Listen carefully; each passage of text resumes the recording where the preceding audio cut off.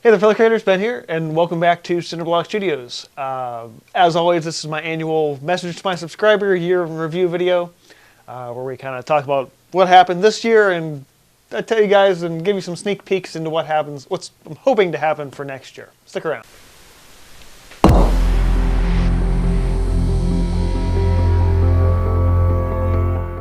So as always, I honestly just have to say thank you as a starter. It still kind of blows my mind that this channel continues to grow. Still get comments from new people finding the channel to people who have been here for years. It's really pretty spectacular, and I definitely wouldn't still be doing this if I didn't have the continued support from all of you. So thank you. This has been a pretty wild year. Lots of ups and downs for me, both artistically and personally. I think the biggest awesome achievement of the year was my solo exhibition, Splatter Worlds, which was the first solo show that I had done in about a decade. So this was, it was where the first few I had ever done were kind of learning experiences on how to do sort of the work in the build-up for a show and hanging and all that mess. This was one of the first ones in a while that I was able to really tackle as more of a professional, where I was just sort of breaking into the market back then. So it was really fun. I definitely learned a lot. I definitely have some things I would like to do better the next time around. And with all hopes, I can possibly do something again when it comes to a solo show sometime in the new year, whether that be in the spring or leaning towards the fall. I definitely have some plans for that going forward. One of the things I learned after doing Splatter Worlds is that I really needed to have a better way of keeping people who have bought my work and people who are interested in my work together in sort of a group, or in this case, a mailing list. So towards the end of that show, or actually it was about a month or two after, I think, that I finally started up a mailing list. If you guys have not signed up for that, there is, on the homepage of my website, cinderblockstudios.com, there is a button that says sign up for the mailing list, or newsletter, I think it is. And my monthly newsletter, as long as there's no other major announcements, comes out the second Sunday of every month now. And it's just part of the routine. 9 times out of 10, though, so far, it's been like, oh crap, I gotta put a newsletter out tomorrow. But ideally, I'm kind of thinking about it the entire month, and then we'll then put out the newsletter in that sense. If you guys are unfamiliar with the newsletter, what you get is any of the new artwork that I've done. So a lot of times, like in vlogs and stuff on the channel, I'm working on pieces, but you only ever really see the in-progress pieces.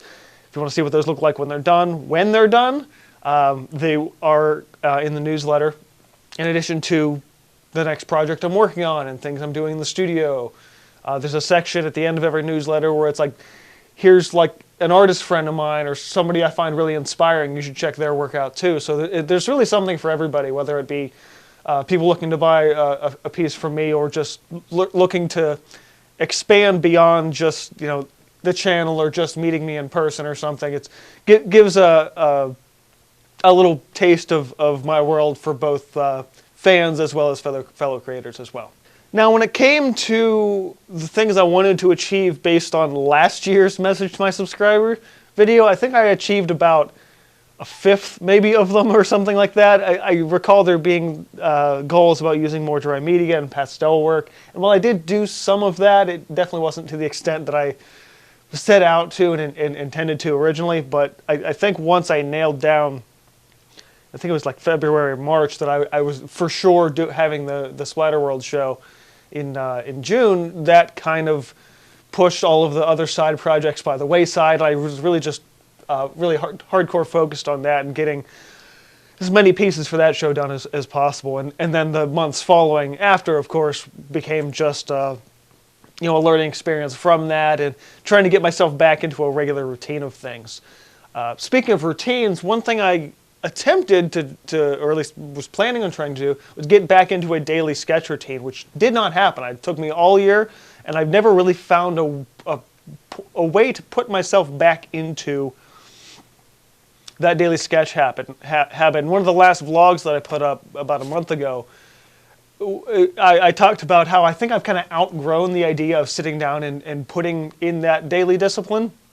Not because I don't think I need the practice, but because it's not conducive to the workflow that it was. Like, when I started sketching every day, that was really important, and it amped up my skill level and amped up my productivity in ways that were incredible at the time.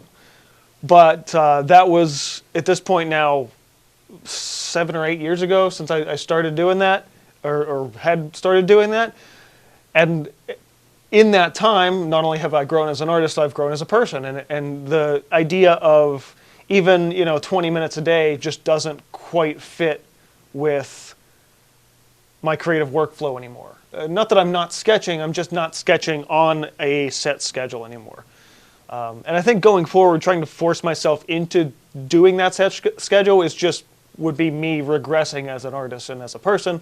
So it just doesn't make any sense to continue to look for a way to do that every single day. That's not to say that I'm not being creative every day, it's just I'm using that energy that I used in my sketchbook previously in other ways, in other capacities. And sort of on the other thing for this year, this is just sort of a personal footnote, and I won't talk about this at any great length, but it definitely affected some of my mood this year, and especially with video schedule and everything like that, is I had 2 very long-term friendships end. Mostly through me being like, this relationship is bad for me, emotionally, spiritually, physically. Like there are people in my life that I'm like, I've known you for a long time, but I cannot be around you anymore because it is causing, it's draining the life out of me just to talk to you. And neither of those friendships ended on the best note. Granted, I could have been a little more graceful with some of my the way I went about those things, but at the same time, it was also a lot of, as soon as I cut these people out, then they started accusing me of shit, and it was like, okay, I should have done this a long time ago, because these were some very toxic relationships that I did not need to have. And luckily, as things work out, managed to secure a new friendship as one of them had ended, and that sounds really bizarre. I caught one, but it was really kind of weird how it worked out, and now this person is like one of my best friends. So ups and downs for sure for the year.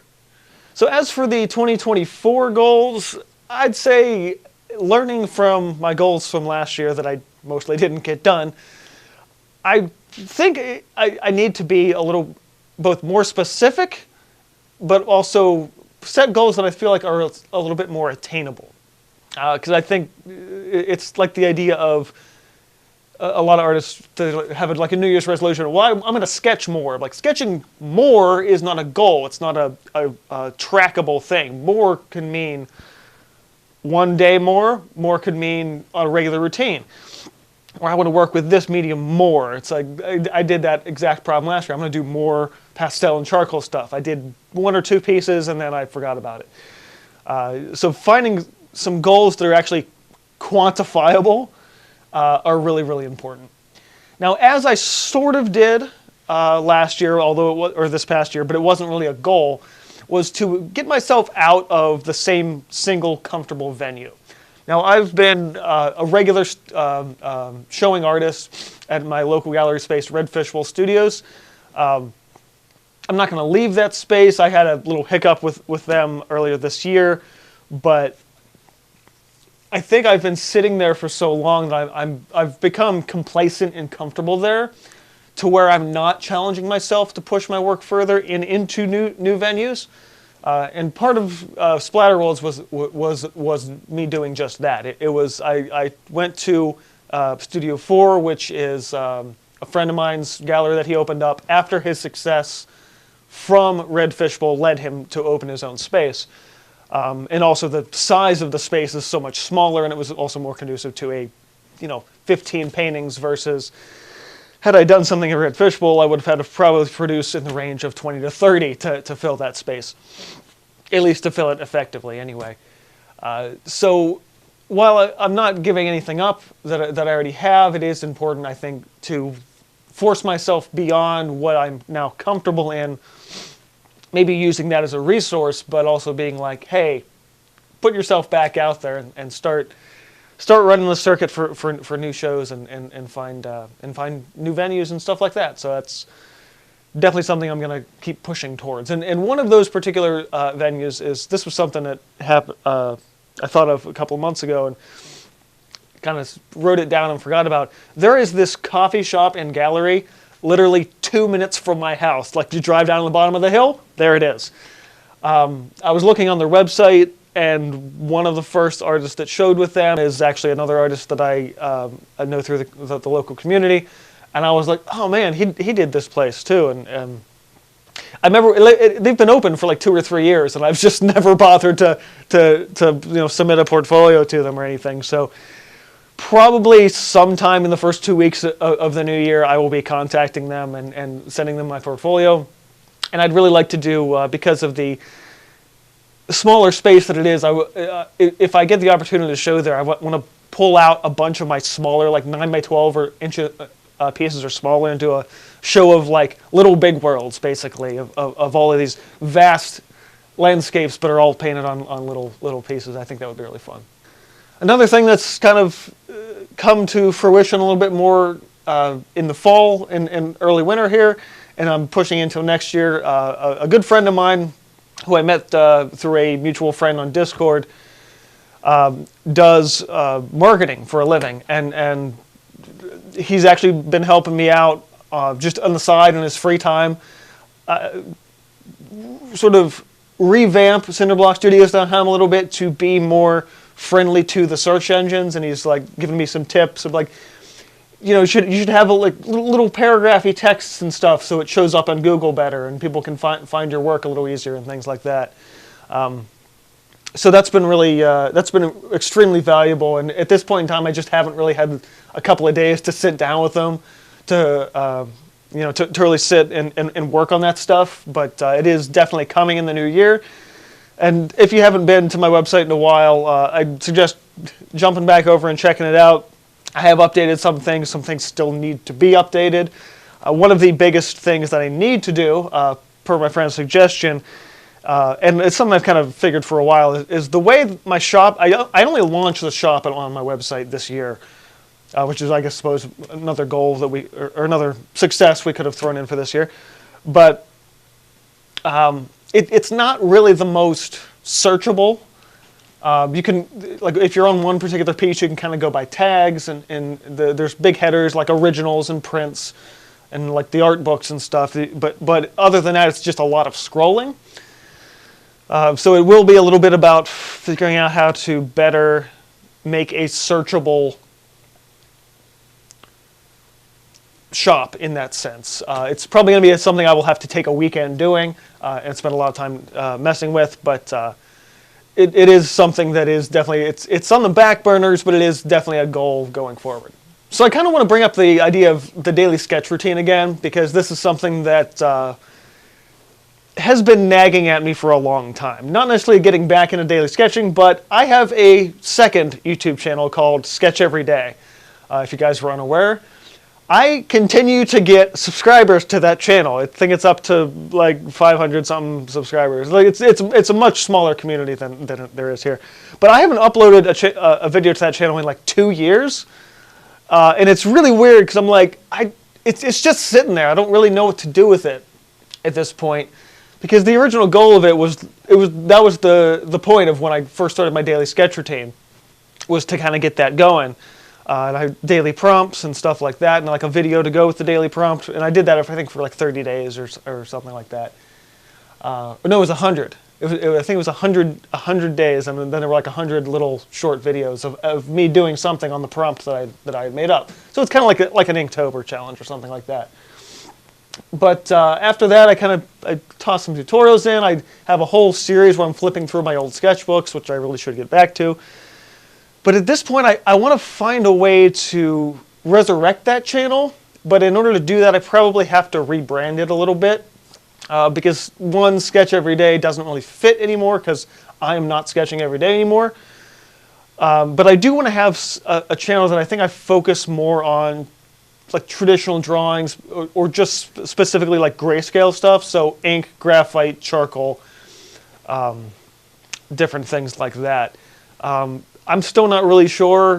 The main channel here is sort of in many ways like an incubator for a lot of ideas and seeing where they go from there. But I definitely want to, it's going to be a lot of brainstorming. Perhaps you guys can give me suggestions if you join the Discord community. If you're not there already, we can talk about it a bit more there and exactly what that channel should be going forward. I'm not entirely sure, but the fact that I can not upload for 2 years and get new subscribers every week is like, clearly there's something about that space that is valuable and interesting enough to people to pursue. I just don't really know what to do with it right this second. Now, when it comes to this channel, I do have to think a little bit about where I want the regular videos to kind of go through. I still have quite a lot of the ideas from this year that I never ended up getting to making. From last year, they're just still on my list. I never checked them off. I still want to stick with the every other week vlog thing, but the ones in between, I really want to focus back in on tutorials and like the painting process videos again, because I feel like that's the core and some of the best videos I put out. So I really have to do some thinking on exactly what kind of tutorials I want to put out. I am starting to learn about what people are starting to be interested in, especially like thinking about like YouTube Shorts and TikTok and all that short form stuff. And I've thrown some shorts up here and there, and I personally don't really like the format because it's not my style. But I think I can at least learn from what is attractive about them in order to better improve the videos I'm producing here on this channel. So that's just some of the stuff I've been kicking around the past few weeks. All right, 2 more goals for the new year. First one does relate to art supplies and paint and everything like that. And that's trying new things. So studio full of things. I was actually recently working on a wish list for Blick. I'm going to do a big online order probably sometime next month. And I was like, all right, what do I really want to try at this point? So the first one probably won't be until later in the year, but I found a rather interesting, I think the video is done by Business Insider, and it was about this company that is taking the toxic iron oxide sludge out of creek beds and rivers in sort of the Northeast, Midwest area, and then turning that orange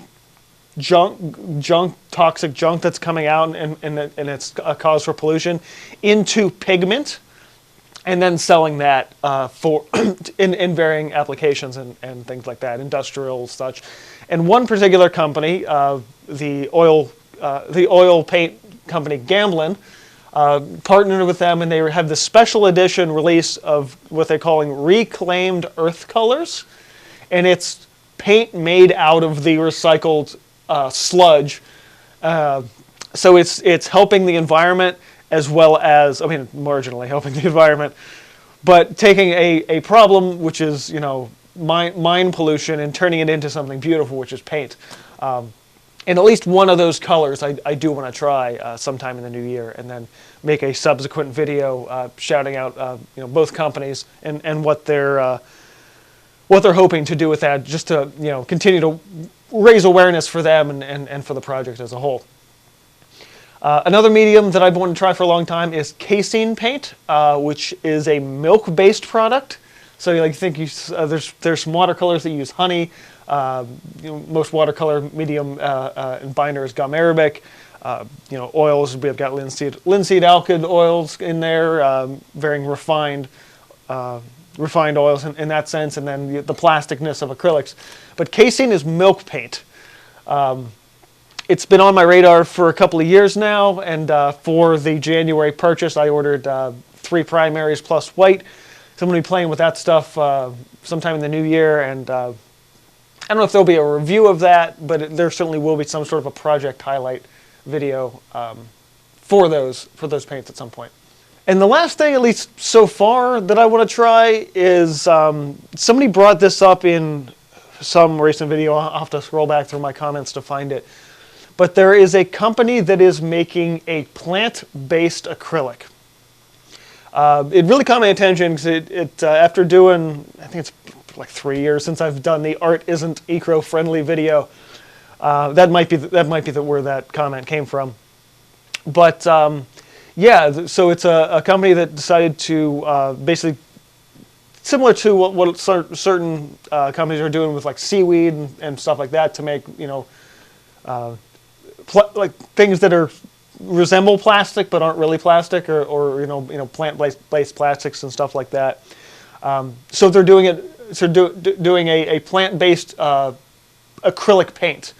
And I was looking through their website. It looks rather interesting. Certainly worth trying. They're calling it an artist-grade paint. So we'll have to see on that in that sense. What did strike me about it, though, is that there's extremely limited color palette. I think they only have, in their entire line of these artist plant-based acrylics, there's like 14 or 15 colors total. So it's a limited amount of color with it. And obviously, because the formula is very new, they're not really going to tell you much about how they make it. So it's one of those things where it's definitely worth testing. I don't know if I'll be able to recommend it in any capacity because, you know, brand new paint, relatively new paint company. It's like they're not going to have the 20, 30, 40 plus years of testing of those materials and light fast testing and stuff like that, and how it performs in extreme conditions.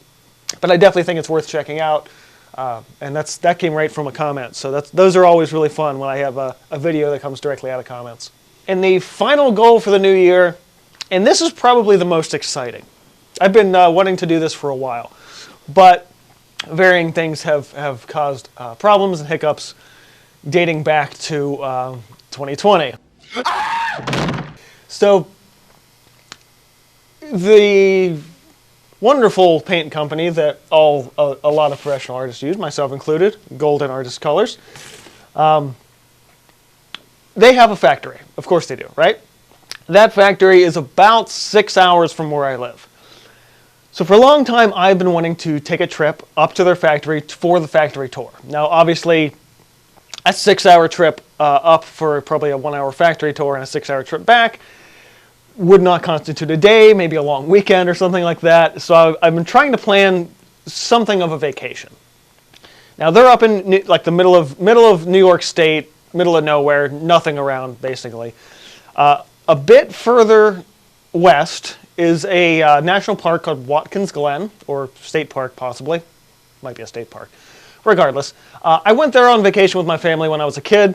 I've been wanting to go back. There's a few places that I went sort of regionally when I was younger that I've been wanting to return to.